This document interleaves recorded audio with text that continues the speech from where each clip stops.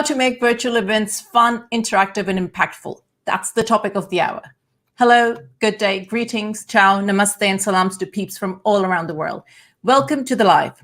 Now, this particular series is called Impact 2.0 Show, where we feature purpose-led leaders who are making a meaningful impact through their work and touching and changing lives of many. Stick around till the end, and I promise you that you'll walk away with at least one, if not more, practical yet scrumptious takeaways from each of these live sessions, like an ice cream sundae topped with heavy whipped cream, melted dark chocolate, and a dash of gold dust. But most importantly, if you turn up live, you'll get a chance to ask each guest questions that are bugging you like an itch that can't be scratched. Now, today's guest is a ball of fun. He helps companies connect with their audiences in ways you probably didn't think possible before. So will you please put your virtual hands together to welcome my fantabulous guest, 𝒄𝒓𝒆𝒂𝒕𝒆. Pew, pew, pew, pew. Sorry, Sean, I'm still trying to bring you on screen. Here we go. All right. I'm here. What's up, everybody? Amber, so excited to be up live with you today. You're so glad to have you, Sean. I've been wanting to do this for a while because I know it was just going to be so much fun. So, yeah, and here you are. Here I am. And I have been in your shoes, so I know what it's like to be the moderator, asking questions, thinking about trying to listen and trying to click all the things. It's going smooth so far. We're doing great. We're both here. We're both talking. And I'm watching it. I'm watching it myself on LinkedIn right now. Oh, so. Awesome. You know, usually I have my assistant, AKA my son, with me. So today he's not available. So I usually get him to do, can you please, take over the tech, please change the screens. So yeah, today I'm trying to figure out, okay, I've got to handle all of it myself, but hopefully it's going to go all right. I love it. So you're missing your producer is what it is, right? Your producer. Yes. Yep. I am missing my producer today, but hey, we're still going to have some fun today. All right. So now, before we get into the peas and carrots of this conversation, we are going to start off the round today. Well, I thought with a game today instead of a quick fire round. So what do you think, Sean? Are you ready? You're speaking my language. Let's go. Awesome. So this game we're going to play, which everybody knows around the world, is called rock, paper, and scissors.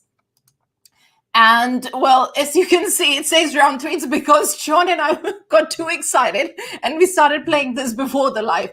But hey, we had to start off with Amber ahead because let's be real. This Amber's already ahead, so she might as well be ahead in the game. Probably not. All right, so let's see how we do in this round. So Sean, it looks like you have chosen your pick. So I'm going to make my choice. I got excited and I already made my pick. Oh, I won that round. You won that round again. Yes. You must have picked scissors. Did you pick scissors? Because I'm pretty sure I picked paper. No. Oh, right. Okay. No, I picked the rock. Oh, you did? So I must have picked scissors then. Yes. Okay, so you picked rock. So now I'm trying to get in your head. I'm trying to make it like a mind game. You picked rock. Mm-hmm. So what do I pick is the question. Yes. Or more importantly, what do you think I'm going to pick? Yes, exactly. Yes, there's some voodoo happening here. All right, my pick is in. Okay, your pick is in, and I'm going to go. Yay! You won, actually, Sean. I got a point. I picked papers. Great, I love it. Okay, one last round. Okay, one final round. One final round. What do you think I'm going to pick? Oh my God! Okay, you picked scissors last time.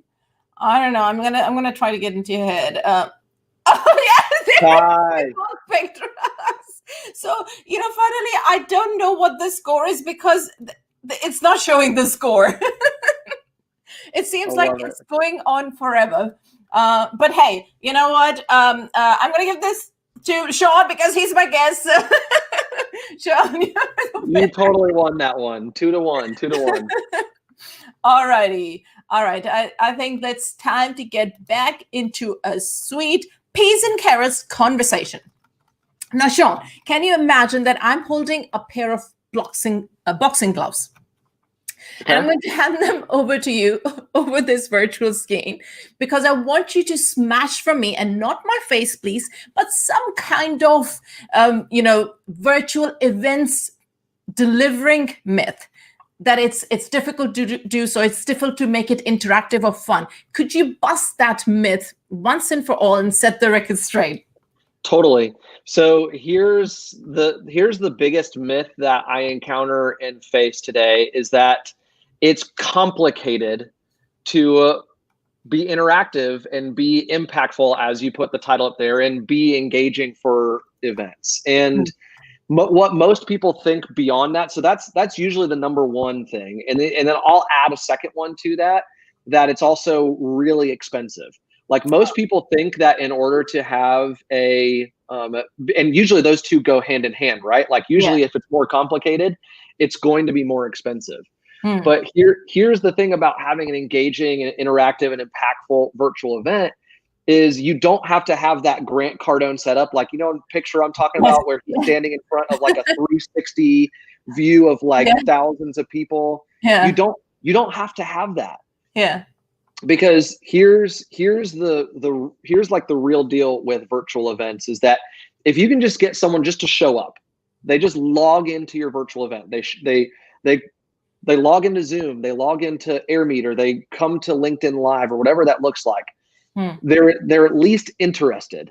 And interested is the first stage towards getting them towards engaging, which is the third stage, right? So think of it in 3 steps. Think of like stairs going upwards, right? So the first one is interested. The last one is engaged. That's where you want them to be. The second step that's in between, the only thing you have to do is get them involved. If you can keep them interested and you can keep your audience involved, then they are going to be engaged. And the way that you do that is through what you've kind of already done with me. I'm already you've asked me a question and now I'm responding. So I'm interested, I'm involved, I showed up. You can do that through having them as like a speaker at your event, or you can ask them to contribute on chat. You can get them to do a poll. You can send out a link. Maybe it's everybody playing a game together, which there's some amazing options out there. Now, I don't know if the rock, paper, scissors can handle like 1,000 people playing rock, paper, scissors. I'm going to check into it because I'd never seen that before you showed it to me. So, but that's how we think about virtual events. And that's the biggest myth that we encounter is that you have to have hundreds of thousands of dollars. It's not true. And that it has to be incredibly complicated. That's not true also. Yeah. All right. We are going to dive deep into, how we can do it and what should we do. But first, a quick side note here that we are streaming to LinkedIn, Facebook, and YouTube simultaneously. If for some reason your LinkedIn stream plays up, which it can often do, you can hop on over to the YouTube channel here at bit.ly/spreading ideas with Amber Khan. And otherwise, just continue watching here and do join us if you can. Now, Sean, before we go any further, could you share with our viewers and listeners, why do you do what you do? That is a great question. So that takes me all the way back to when I was growing up. So I grew up on a lake. My parents owned about 13 acres of land. Oh, wow. And on a lake in Florida. And every Labor Day weekend, 4th of July weekend here in the States, what we would do is we would spend usually about Friday afternoon and Saturday morning, like getting the house all ready and getting the yard all ready and getting the dock and the boats all ready. And then about 10 a.m. on Saturday, when it was one of those holiday weekends, or maybe on Sunday or Monday, but we would have friends over, friends and family. And so what's interesting is I grew up in a household where it was joyful for us to share what we had and help other people. We would do 2 things. We would help them learn something new and have a good time.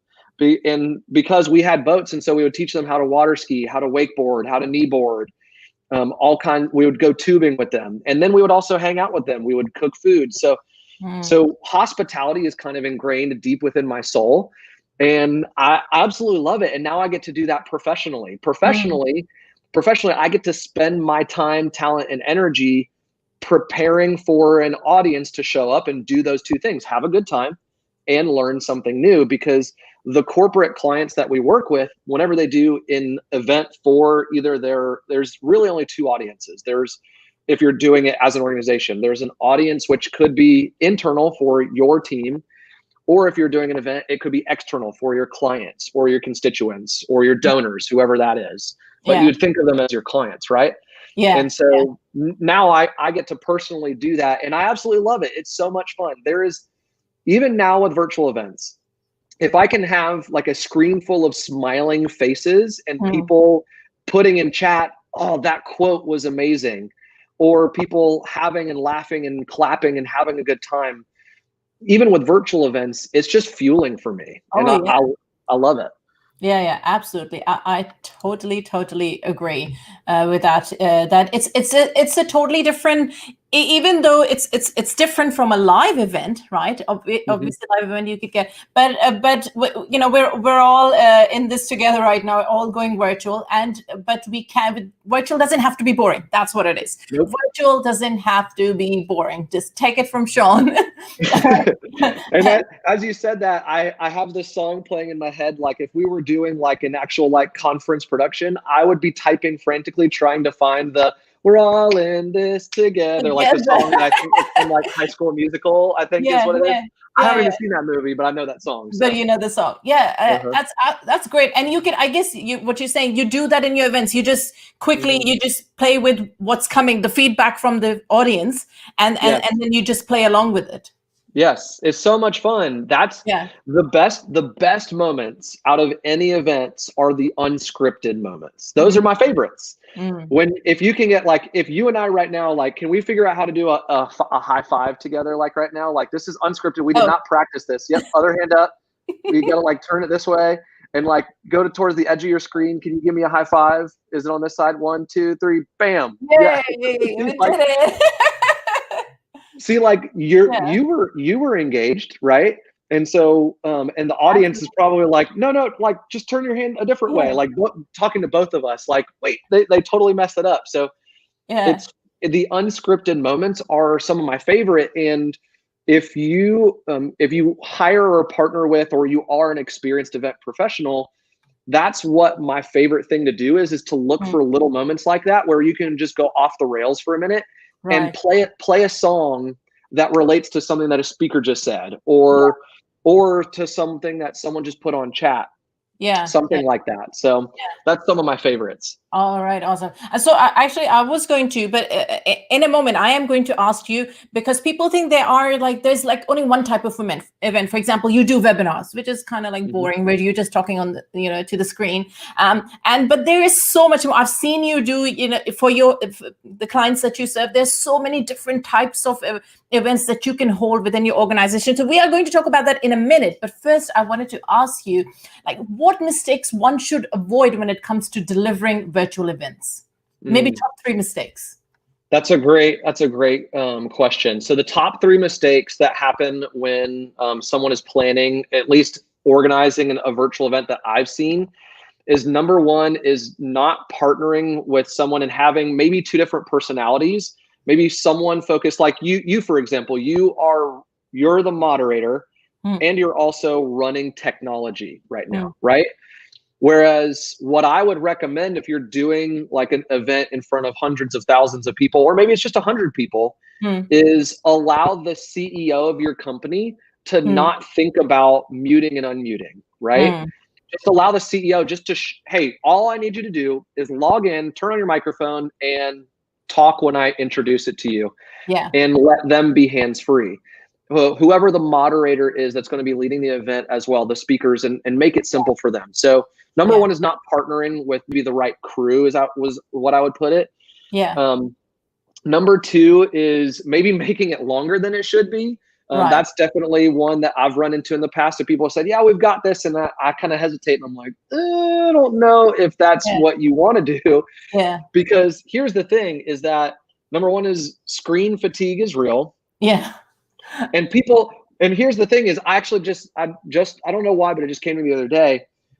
When we talk about virtual events and you plan out the length of your event, people love binge watching Netflix or Disney Plus, right? I don't think they're gonna love binge watching a talk show, like a content, like maybe for 2 hours, Yeah, right? yeah. And But even in those 2 hours, mm, chop it up into shorter segments. Do 15 minutes here and 15 minutes here, yeah, and something like that. yeah, yeah. So that would be number 2, is the length of time. And Okay. then maybe the third biggest mistake that I've seen when helping plan virtual events is people kind of they don't plan out the slide deck, and they rely too much upon people to remember what's happening. Right. And what's interesting is if you were planning a virtual or an in-person event at a ballroom, and Mm-hmm. you had 1,000 people showing up to a giant ballroom, you'd have decorations everywhere, you might have little notebooks on the table, but you would definitely have a like image up on the screen, Yeah. and the slide deck, the like slides that you show to everyone, a lot of times that drives the event. Mm, Someone you Because what happens is when you have a keynote speaker, you just say, hey, you're going to go up after Eric is on stage and comes off, and you see this video playing, mm, like mm. something like that, right? And so a lot of people, they just say, yeah, we're just going to do this event, and we say, great, like where's the slide deck? They're like, oh, I haven't thought of that. Mm. Okay, send us a logo and we'll help you put it together. Yeah. And so those are kind of the top 3 Yeah. Yeah. the mistakes that we've seen is not preparing the slide deck was number 3. Number Yeah. 2, I can't even remember now. The Number length of 2, the length of yes, the event. Yeah. the length of the event, and then number 1 was not partnering with or not having the right people around you Yeah. helping support the event. Yeah, I think that's a big one. Definitely, especially if you're running a big event, this is just we're just 2 people talking. But if you were running, even 100 people event, that's a Yep. big event, big enough event that you don't want to screw it up, and you want to still make it fun and Mhm. interactive. And doing it on your own, it's gonna be, you're bound to come across issues. Yeah. And here's what I want to come back to this real quick, because this is a great illustration, right? Hmm. So here's something that people don't think about sometimes with virtual events, is using props like you would do at an in-person event. For example, Hmm. the number 1 thing that I shared is not having the right people around. So Yeah. I literally did this. We had a internal team meeting, Yeah. and someone was joking around about how me, in my role as chief strategy officer, which I'm in charge of sales and marketing, and then I also help do events. I'm an MC, I'm a DJ, I sometimes run production. We're a small crew, so we wear a lot of hats, is what Yes. they said, Yeah. right? And so I literally went into my closet and I grabbed all of these hats out of my closet, right? I'm kind of like a hat. Don't judge me, okay? I'm kind of like a hat junkie, but I'd throw on a different hat, and Yeah. then we would continue to talk, and probably every 5 minutes I would put on a different hat. That And I is just so cool. and it's fun, and it just keeps Yeah. going. So you can use different props like that. So I'm just going to Yeah. keep going here. You can Yeah. use different props like this in order to make it fun and engaging, because right now you're like, I wonder how many hats is this guy going to put on, right? Yeah. I love All of that. I love It's that. so fun. Yeah. I have not done that in any of my events yet. So yes, that's a very good idea, actually. Props, using props. Yeah. Um, And stories and illustrations win, right? It's the reason why cavemen and cavewomen painted mm, on the mm, walls thousands of years ago with illustrations. So, mm, for example, we just got through holiday party season. mm. So I have sitting on my desk a little Coke bottle, Yeah. because we've done holiday parties with Coca-Cola, and Yeah. it's got a little holiday themed sleeve on it. Yeah. And so it reminds me, number 1, that we did that, like that was a moment in time that happened. But number 2 is you can use this as illustrations for people when you Mm, describe certain things. So props are powerful, stories are powerful. Like this is from Coca-Cola has a partnership in the United States with Chick-fil-A, right.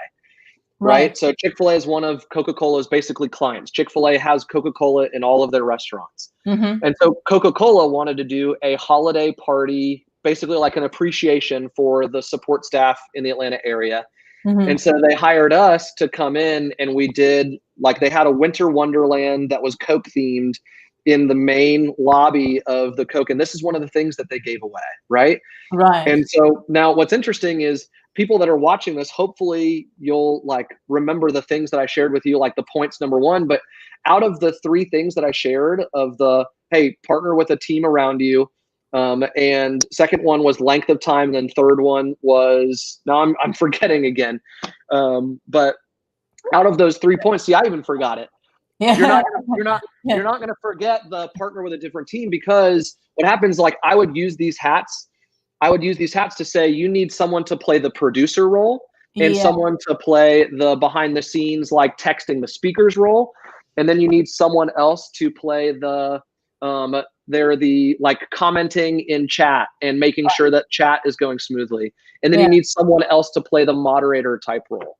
Right. So if you use something like that at your virtual event, it's just a great public speaking tip in general. Like I would do that for an in-person audience or for a virtual audience. And a lot of times people just forget about it for the virtual scene.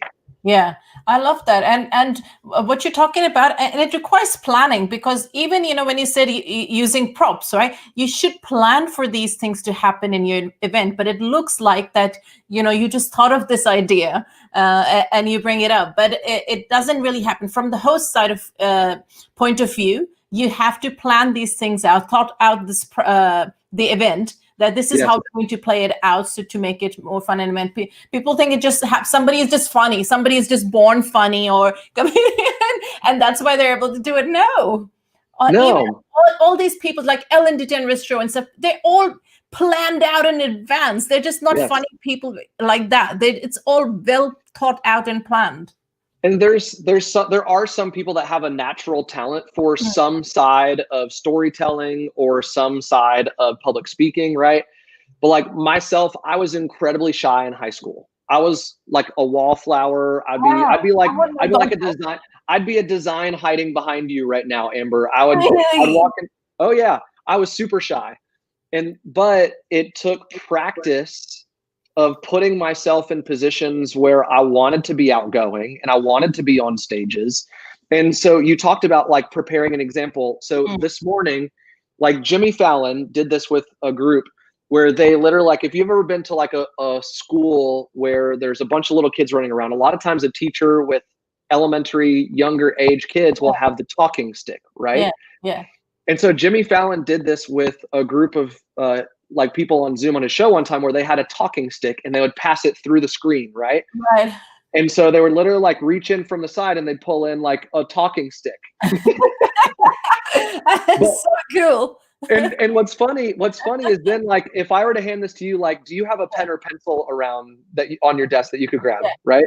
Okay. So now I want you to reach towards this right here. Try to see if you can pretend like you're grabbing it from me. Grabbing my talking stick, and that's now your talking stick, right? It looks completely different and it looks ridiculous. And it takes some practice to get used to it. But then, like, if you try to hand it back to me, I would grab mine back and like, okay, I've got the talking stick now. Right? That is really cool. And I went out in my yard. It's I don't know what it is in Celsius, but it's about 40 degrees outside and frost on the ground. And I went outside to go grab that stick this morning when I remembered that and was thinking about talking with you today. That's so cool. I think it's not that cold here today. We're, like still in single digits, 8-9 degrees centigrades. I don't know what's that in Fahrenheit, but yeah. I'd have to ask Siri. I don't know how to convert it. My brother's good at it, but I'm not. Yeah, I'm really bad at this as well. But anyway. All right, so that's cool to know that you can use props. Props make actually props really break up the session as well. So you were talking about breaking up sessions. Totally. So that's a good way to sort of quickly break up a session, have a bit of a chit chat, and then get back into the session again. Yes. So I love that one. So let's talk about, we were talking about what types of virtual events can an organization deliver, because it's not just about webinars. We've got teams, internal teams. Then we want to put something up for the clients. Then of course we may want to do something for the prospects who are not yet clients. So give us some ideas of what kind of virtual events can an organization deliver. So that is a fantastic question. And that's like an amazing shameless plug, because we have a brand at Elevate, at my company. What we do is we have a brand new podcast that we've just released. It's called 𝒏𝒂𝒕𝒆. It's on Spotify. It's on Google. It's on Apple, everywhere. And that's the first podcast that we just released this week for 2021. Can they find it on your website? I don't know if they can find it on the website. If you just go to anywhere that you listen to podcasts, just search for Mic Drop Events. Mic Drop right Events. there. Okay. Mic Drop Events. Yep. So if they search for Mic Drop Events, it's there, and we're working on making that easier to find all of our content in one space. But in the very first, like it's episode number 4, so our podcast just got started. Yeah. And the title of it is 9 types of events to help your business grow in 2021. Right. So. Right. Billy and myself, we just talked about this on our podcast, so I'm really excited. I don't think you knew that, and so I feel really prepared. I'm like, great. Oh, that's awesome. Yeah. So here's kind of the 9 types, and I'll have to pull up my notes so that I can really share in more succinct order of what it is. But specifically right now, like the number one, if people walk away and you've got a company of a certain size, and you have any type of salesperson, like the number one type of events that we're seeing our corporate clients do this time of year are really sales kickoffs, right? So in the events world, it's kind of labeled an SKO, a sales kickoff. And what they do at these types of the things is they do 2 things. Mm-hmm. You give awards, number 1, to like your top performers. The numbers are in financially, so you can see from 2020 who was a top performer, who was able to stick through the pandemic and maintain relationships with clients, and who can, not just the top performers numbers wise for like dollars, but also customer relationships, who has helped the most people internally. So you can do that for your support staff that supports your sales team. Yeah. So giving awards away. And then the second thing that they're doing is they are using that as time to invest professionally and personally in their sales teams. And here's the reason why. So in our podcast, which I'll just stick with just this one for time's sake, or maybe I can talk about a couple more. I won't go into depth on all 9 of them. But the reason why that's incredibly important. So we've been helping companies do this for years now. And the reason why companies do it time and time again, of doing these 2 things, giving awards and then investing in people personally and professionally through public speakers that they're bringing in, through giving them books, through doing their own internal team. Maybe it's like the executive vice president comes and talks about the company vision moving forward, right? It doesn't have to be someone external, but it can be. But the reason why I do those 2 things is, number 1, when you give awards, it's kind of like going back to the elementary school age children, like the young children. Well, I actually have a degree in elementary education. So like in the States, it would be like kindergarten through 5th grade is what I'm licensed to teach. Right. And what's interesting is with my 3-year-old, we've got a 3.5-year-old little girl at home. If she's ever around friends and we want the little ones to like have good behavior, we just call out the good behavior of one of their friends. Like if you want them all to be sitting quietly, you just say, wow, I really, really like how Gemma, who's my daughter, how Gemma is sitting quietly, right? And then they all go, ooh, I want them to recognize me, right? And so what's interesting is human psychology. It doesn't change the older we get. Now, of course, I'm not going to treat you like a 3.5-year-old. But if you give an award away, like let's say it's a big one, like you get to go to Cancun, Mexico, if you hit certain numbers. Yeah. It kind of creates this, number 1, an elite status. And number 2, you're like, you see someone else get it. You're like, I want to do it. Right. Yeah, absolutely.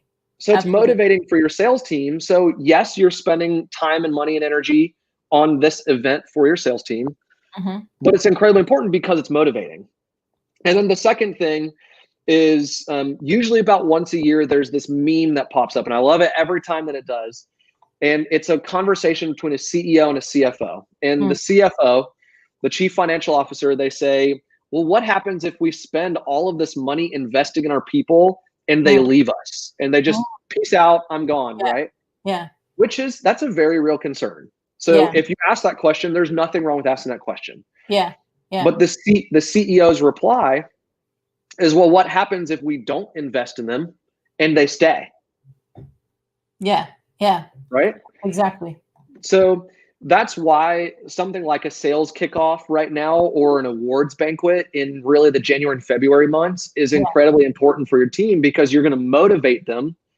Yeah. And you're going to invest in them professionally so that they can be better at their job, which makes your company more efficient, which helps your company make more money. And your HR team is going to love you, because if you can invest in your people to stay, Yeah. that's going to reduce employee turnover, because they feel cared for, they feel invested in. It helps company culture. It's kind of an intangible thing. There's this tricky thing in the event world about measuring the ROI of an event, right? Mm-hmm. How do you measure the ROI of people flying thousands of miles, coming to a ballroom for 2 days, seeing someone else get an award and do this? So it's tricky to measure. What's interesting is the ROI of a virtual event might be a little bit easier, because you can't measure like the number of times someone claps in a ballroom, or the number of times that they write in their notebook, or Yeah. Yeah. that kind of thing. You can't measure that, but you can measure with virtual events. You can measure how long they've been on the stream. Did they log in? How many times did they comment and chat? How many chat messages you get total? Did they answer a poll question? Did they log into this other thing? So that's a long-winded answer for, hey, what types of events Thank you, can people Ricardo, for do? joining us. Yeah, we got Ricardo Gonzalez watching. I love it. I hope that this is helpful for everyone. So that's just one type of event. And then other types of events that are great for companies to do is retreats. You can do that in person or virtually. You can do it socially distant with a small team. Right. Like maybe if you've got a company of 1,000 people, you break it up and you do small retreats of groups of 3 and 4. Right. That would be a safe and socially distant way to do it. Make sure, like, if you have to get people tested, whatever. So, or you can do retreats virtually. That's another type of one. So retreats, internal conferences.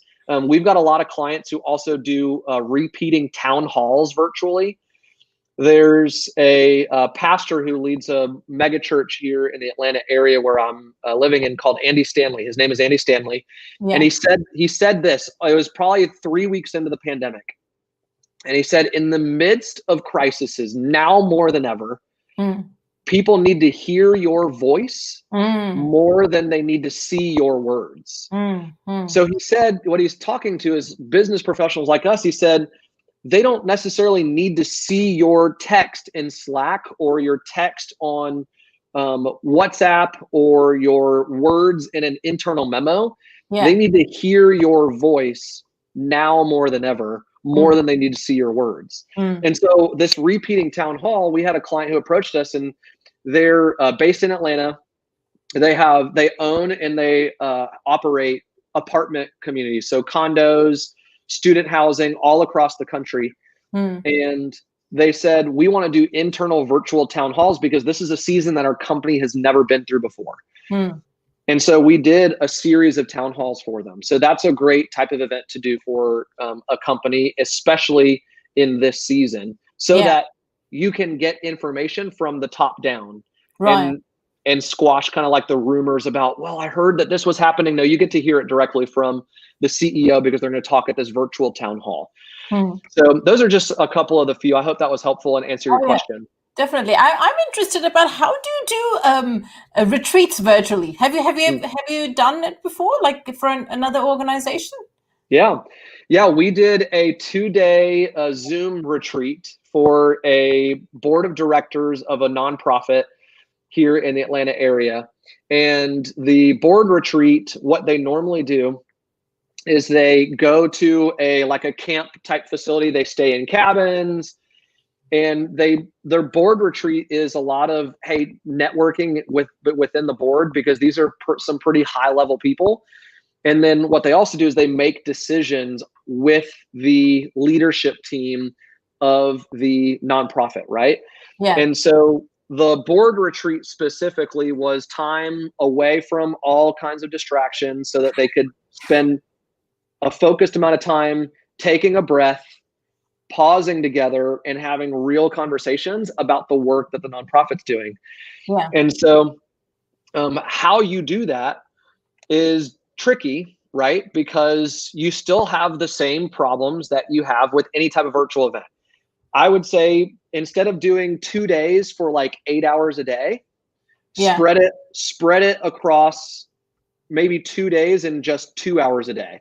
Now that means that you have to go straight to what you need to do, right? You've got to be really clear in your messaging. You have to be really short in the way that you say things. Tatiana has got something to add. She's saying we all need to feel connected deeply and meaningfully. These ideas are great. Yes to all of us reaching out with voices. And she's asking, what is a town hall, Sean? That's a great question, Tatiana. So a town hall is kind of like a town hall for a company would be a lot like a town hall for your city, where in a town hall for your city, you would go and you'd have like maybe the governor of the city and the city planner and a couple of the leadership team sitting like I'm picturing in my head like something on C-SPAN where they're sitting with like the podium mic and people from the town are able to come and like ask questions, right? It's kind of two things. So within a company town hall is where you would get the same thing. So leadership team would give updates as to, hey, here's the financial update for the company. The CEO would give, hey, here's the vision of the company. It hasn't changed, but here's what it looks like moving forward in 2021 because the pandemic is still going on. And then you give the opportunity for regular day-to-day employees to ask questions. Now, in a virtual space, because with a shorter amount of time, you might want to collect those questions beforehand and prepare and say, hey, like if me and Amber were doing a town hall right now, we would say, Tatiana, like, that's an amazing question. Let me collect that beforehand. And we would prepare you beforehand and say, hey, can you ask that question live on video during our time? And so we're going to organize it in such a way to where it's prepared beforehand.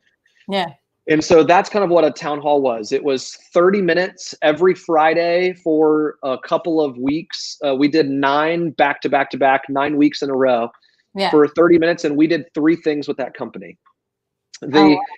The leadership team would talk and give updates. So different members. So one time it was usually the CEO with somebody else. The CEO would talk and then the head of HR would talk and then the head of someone else would talk.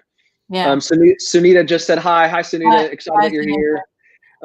So the leadership team would talk, and then we would highlight employees and different properties. This was, again, the property management company.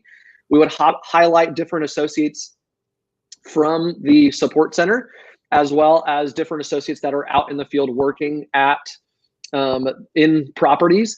And then we would have some fun. And the reason why we would close it with some fun is because, again, like now more than ever, not only do people need to hear your words, but they need to have some fun. Like, I would love to have some fun right now. We've got Ricardo, Sunita, Tatiana, they've all commented. I would love to have some fun with them. Ricardo's even got a request for you. Have you seen that? I did. I haven't had a chance to read it yet. I would love to if I can. Well, you can get in touch with him after. Okay. I love it. I'll reach out to Ricardo afterwards. But if anybody's watching this, I'd love to have some fun. Let me think about this. Based upon what we talked about, what is your favorite style of hat? You saw me holding up hats earlier. What's your favorite style? Are you a flat brimmed person, or are you a round brimmed person, or are you like a brim all the way around the head type of person? Go ahead and answer that in the chat with us and have some fun.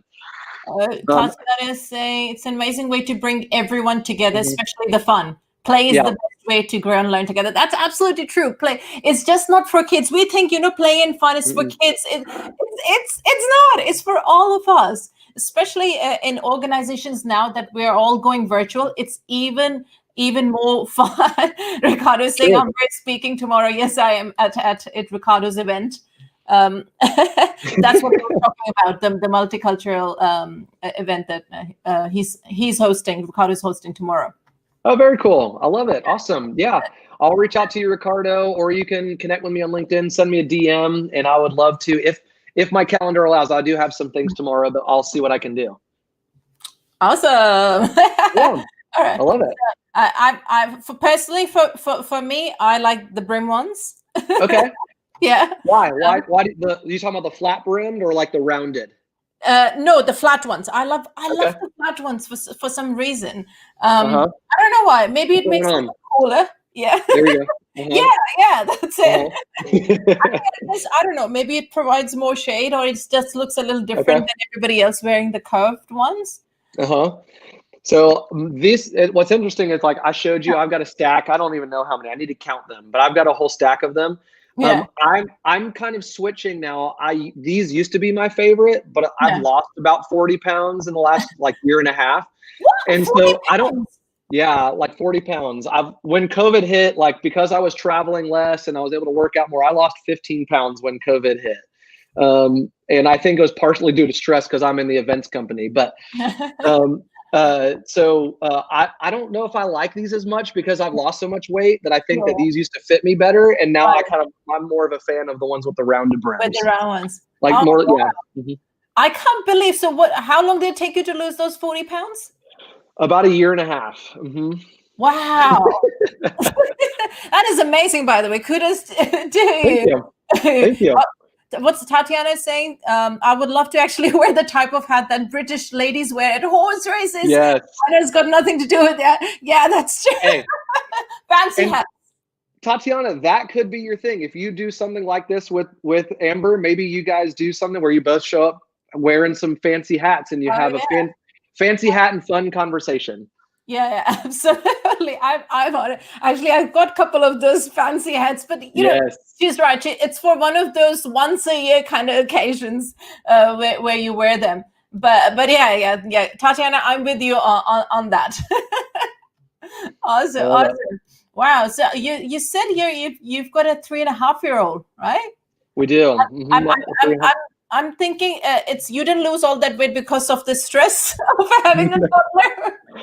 No, I gained. I gained, and I was my heaviest right after our daughter was born. Right. And I think I probably gained 10 to 15 pounds after she was born from lack of sleep and poor eating and that kind of stuff. And then I actually went through some health coaching, and my wife and I, we only eat meat once a day now. So we eat no meat for breakfast, no meat for lunch, and just eat meat once a day. Mm. And just from that alone, I lost about 25 pounds. Oh, And wow. then when the pandemic started and we went on lockdown, I was traveling a lot less. So I was able to eat more consistently healthy. And then I've been running a mile a day. I aim for 5 days a week, really 4 days a week in the morning before work. Still pretty And good. so, yeah, I'm trying. Yeah. Oh, that's awesome. It's awesome to hear how people still during the pandemic have got their routines, because I'm still struggling with mine. Like mine's actually gone downhill because we've now gone in London. We've gone down under the second lockdown, another big one. So everything's shut. So it's kind of a little depressing because it hits you in the head first, and then it messes up everything. Your routine. We're not exercising, as we should be. So yeah, it's kudos to everybody who is still able to keep up with It's those. hard, right? It's hard. It's hard to keep up with motivation because it just is. What I love about 2021 is 2021, the start of a brand new year brings with it new and fresh motivation. Like I feel rejuvenated more than I have been in 9 months since the pandemic started. And so but at the same time, it's not like we're able to just hit a reset button, right? Like there's a lot of still the same monotonous things that we're going through. And so finding that internal motivation is not easy, and it's incredibly important for us. But here's the thing is like, if you are going through it and I'm going through it, then our employees will be going through it, which is why like this conversation we've been having about having virtual events and being real and being authentic and sharing real moments with people on screens together, it's incredibly important. Yeah, So it's even more so important now. yeah, because people, they want to connect with each other. Like you and I were talking earlier about Clubhouse, the new social media app, right? Yes. And Clubhouse is fascinating to me because it's like a live podcast mixed with a live virtual event that's happening that people can just hop into at any time they want to. It's fascinating to me. And my wife and I were talking about, she's like, why do you think it's so popular right now? Like why? I think really what it was is she was trying to figure out like, why am I so excited about it? Because I just got on it yesterday. And like, why am I thinking about it and talking about it so much? And I think just because it's new, it's a new way to connect with people. And if you think about, so there's a book written by a Jewish rabbi. His name is Daniel Lapin. It's an amazing book. And it's called 40 Business Secrets from the Bible. And he looks at like the Old Testament and he talks about how people were made, like businesses and like trade was invented so that like if someone, like if you have your own space, Amber, you and your family, you do everything. You make your own clothes, grow your own food, have your own livestock. If we were like ancient times and you did that, and I did the same thing on my own farmstead, but we met on a road and I said, wait a minute, like your clothing is a little bit softer than mine is. You make that better. And you say, wait a minute, like your milk is a little bit creamier than mine. And we trade, right? Like you're better at making clothing. I'm better at making like the creamy milk. And maybe I can do it faster and you can do the clothing faster. Like it's designed to make people's lives better. And Clubhouse, like people are connecting. LinkedIn, this is so fun. I feel like I know you now and I've never met you in person. So it allows people to still have these conversations and be made for connection because we were not made to live this life alone. We weren't. Yeah, absolutely. Right? Absolutely. So, Tatiana is saying, what are your intentions for 2021 professionally and maybe personally? And she also likes Clubhouse, so she's in as well. Tatiana, I'm going to look for you in Clubhouse right now. I'm going to follow you. Give me a follow back. I love it. So you can follow me at Sean Specie on Clubhouse if anybody wants to. I'm actually doing a Clubhouse room today at 3 p.m. with our founder and president. And Ricardo asked a question. Someone wanted to invite me, but he said he couldn't if you don't have an iPhone. No, unfortunately, Clubhouse I think is only for iPhone right now. Yeah. Sorry, don't hate me because I didn't invent Clubhouse. All right. Yeah, hate the Android people. I know. I'm sure they will probably bring out Android version at some point, but they've got to drive this craziness with just the Apple users for now. Yeah, I don't know. I've never built an app, so I don't know how difficult it is. But Tatiana, I'm following you on Clubhouse, so we're good. Woohoo! Look, Tatiana is saying I'll be there at 3 p.m. I love it. I love it. We're going to be talking virtual event tips. So some of this will be familiar, but you also get to hear from Billy, our founder and president at 𝒂𝒂𝒏𝒕𝒔. And so hopefully we'll be able to share some new ones. So Ricardo, I love that. Connection is soul deep, not skin deep. Yeah. Yeah. It's so good. It's so good. Absolutely. And Ricardo's saying they're making it very exclusive. If that's the idea, isn't it? Make it exclusive so that people want more and more people want some, benefit. Yeah, there's this big battle internally in the events world of recording your event and sending it to your attendees afterwards, right? And so there's actually a fantastic guy that you can follow. His name is Julius Solaris. He is the editor-in-chief of Event Manager and Blog. So if you go to like eventmb, M as in man, B as in boy.com, eventmb.com. And he's an incredible person, amazing insights. And he started to investigate this a little bit last year and he asked this question, like, have you ever attended an event or watched the recording of an event or the recording of a webinar? Yeah, eventmb.com. Yeah. So, and like if I sign up for a webinar and I don't show up to it live and then I get an email later, sorry, I'm just not going to watch it. I might watch clips of it on social media, which is why I love what you do. And so I actually want to flip the script and ask you a question about events, Amber. But the content you can reuse in different ways, but the replay, like just like Clubhouse is exclusive right now, like you can log in if you're on an iPhone and if you have an invite. I had to track down an invite and like twist someone's arm into getting me an invite to Clubhouse. Just like that for your virtual event, you want to make it feel exclusive to where like, hey, you've got to show up. Yeah. Otherwise you're not going to hear the content. Because at an event, like if you normally like you're going to pay a certain amount of money and go to this thing that's going to happen live, and you just don't want to make it you kind of cheapen it a little bit if you say, hey, I'm going to send you the full replay, which I know is kind of tricky because sometimes there's just employees that you really want to be there and they just can't. Or there's a client that you really want to watch this thing and you just can't. So what I might advise you to do is break it up into chunks and do certain things, which is, I know what you're all about, Amber, at Repurposed. And so I'd love to flip the script on you and ask you a question. Can I do that? Am I allowed to do that? Yeah, go for it. Go for it. Okay. So for our audience that's watching, if I record this, rather than send someone like the full hour-long, 3-hour-long, 2-day-long recording, what can I do with the audio? What can I do with the visuals? What should I do for that, for marketing purposes? And what should I do maybe if it's like an employee? So it's maybe 2 different questions. You can take that and run with it however you'd like to. But if they were to say, hey, Amber, Repurposed Den team, what should we do with this content? What would you advise them to do? My advice to them would be to take out the best clips, most interactive parts of the whole event from it. I mean, we see it, we see big media companies doing it all the time. When you go to YouTube and any big shows like Ellen or any TV live shows that you prefer watching, let's take my example.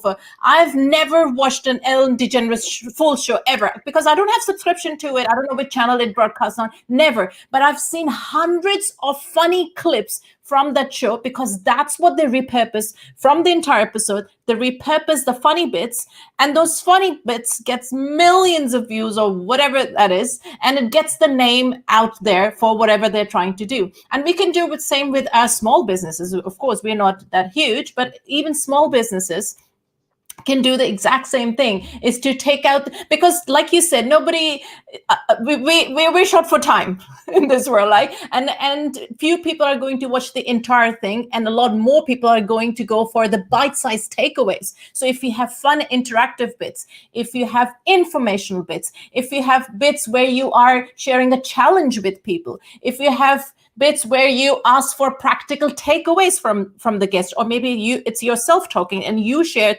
3 practical takeaways.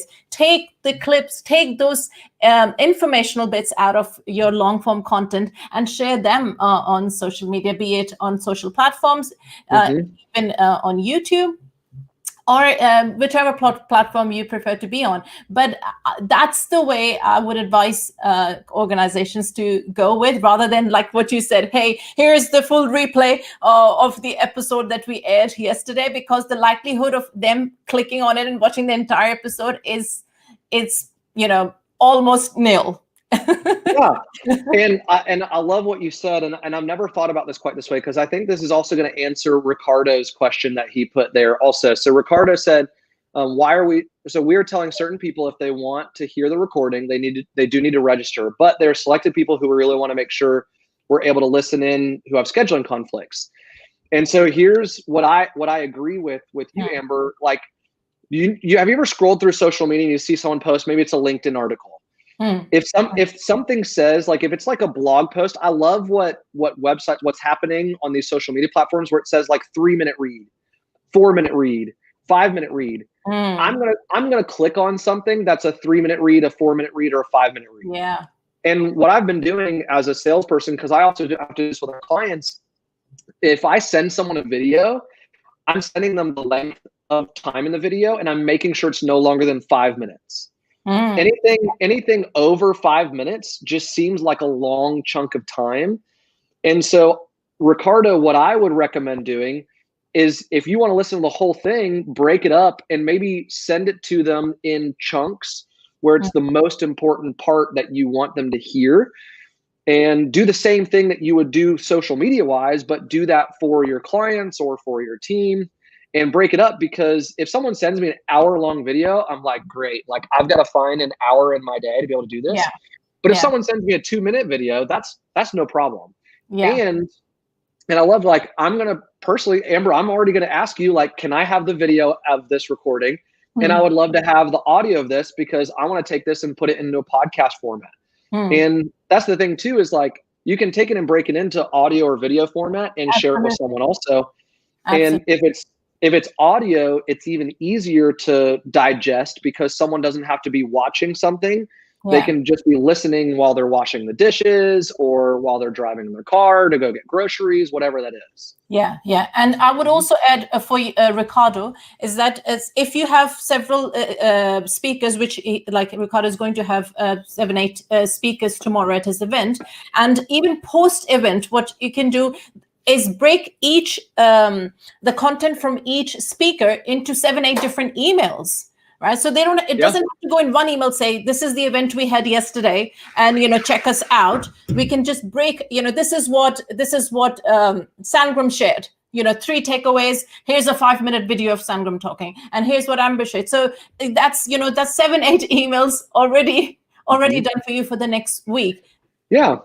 Which people are looking for a drip campaign also usually afterwards, right? Like, and that's incredibly engaging and that's very value add. So you can even share that not just with the people that didn't show up, but with every single attendee. Yes. Hey, watch these short videos, and that makes it great that people are going to really thank you for that. And it's going to build your YouTube database or your Vimeo page or whatever that is. So amazing ideas. Yeah, absolutely. Absolutely. I can't believe we're almost coming up to an hour. I can't believe it. But I think we've been having too much fun. That's what it is. That's a good thing. That's a good thing. We broke it up into sections, right? Like this is what we've been talking about. You take an hour long and you break it up into sections where we talked for a section about Clubhouse. I was wearing hats at one point. Yes. Absolutely. I flipped it. I've changed it up and asked you a question. So yeah. Yeah. And don't worry, people. As John said, I am going to be repurposing this video. I'm going to be sharing, of course, all of these lovely takeaways and bite-sized videos on my channel, which you can check out at bit.ly/spreading ideas with Amber Khan. Now, it is that time of the interview for us. And you may be thinking, what is it? Gossip time, or share the fun pickup lines time, or tell an embarrassing joke time? Unfortunately, we are not that type of a show. Not yet anyway. But what it is time for is, just wait for it. It's the 48-hour challenge time. Now, Sean, this is where I ask you to share what is that one thing that our viewers and listeners can implement in the next 48 hours that doesn't cost them an arm and a leg or requires a large team to execute it? It's really, really simple. So at Elevate, we pride ourselves on creating unique ways to interact with audiences, whether in person or virtually. And we've got a really, really fun one called From 1 to 10. Okay. And so here's a way to engage with the audience is you come up with your own question from 1 to 10. And you say, hey, on a scale of 1 to 10, from 1 to 10, where would you rate yourself? Like, how would you rate drinking soda? So I would say 1 is like, I never drink soda. 10 is like, if you cut me open, I'm bleeding soda, right? Like, so that's a really simple one. Come up with your own from 1 to 10 and use it at your next one. It costs you literally nothing. And so I would even love if people in chat, Ricardo, Tatiana, someone else can say like, hey, from 1 to 10, like I'm going to comment, I'm going to go on the LinkedIn and I'm going to comment a 1 because I hardly ever drink soda. Yeah. So kind of saying, thanks so much. And this is 90 minutes. So we have 8 speakers plus myself can break up into 9 or 10 segments. Yeah. And they can choose what interests them. Content.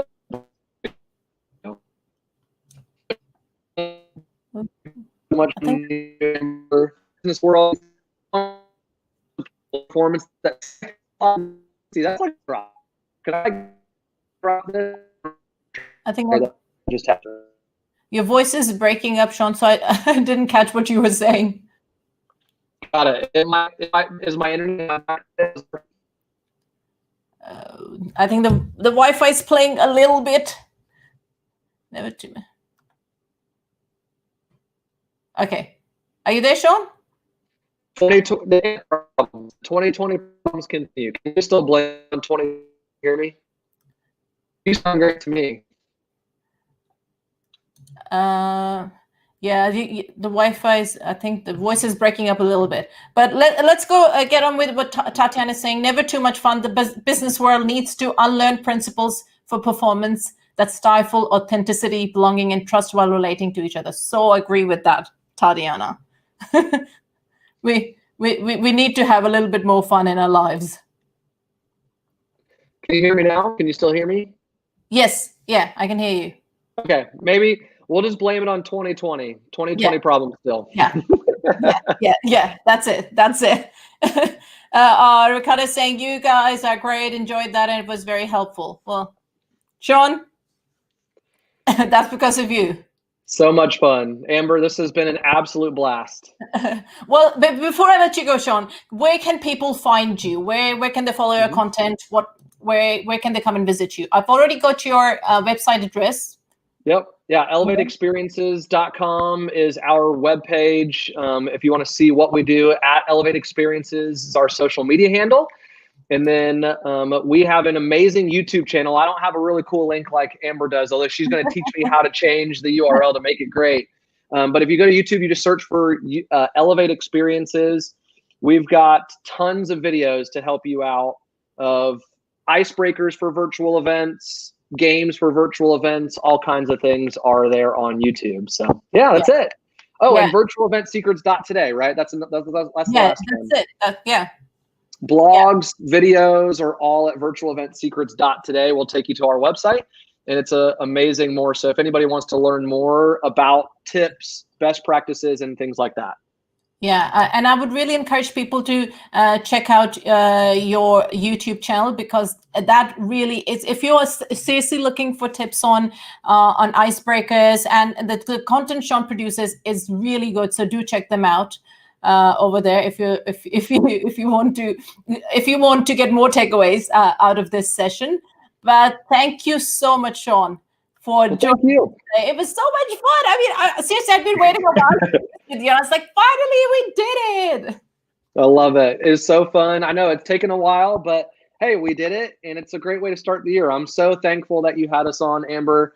Thank you for letting me engage with Ricardo and Tatiana and everyone that was watching live. And if anyone's watching this afterwards, you're repurposing this. That maybe they're watching the whole thing live afterwards. Yeah. We hope that this was educational, inspirational, motivational for you as well. Yeah, absolutely. And 10 with Rum. Yes. Ricardo, I'm with Ricardo. Without Rum. He's already done the challenge. I love it. All right, awesome. Well, everybody, thank you. Those of us, Ricardo, Tatiana, for joining us today, Sunita, and for those of you who may watch this, the recording of it later on various channels, make sure that you check out the repurpose bits, because that's where Sean will be. You will find Sean's most awesome takeaways. But for now, know that I heart you. I love you for making this live. Without you, this live wouldn't be fun. So thank you so much. And until next time, toodaloo for now. Bye, everybody.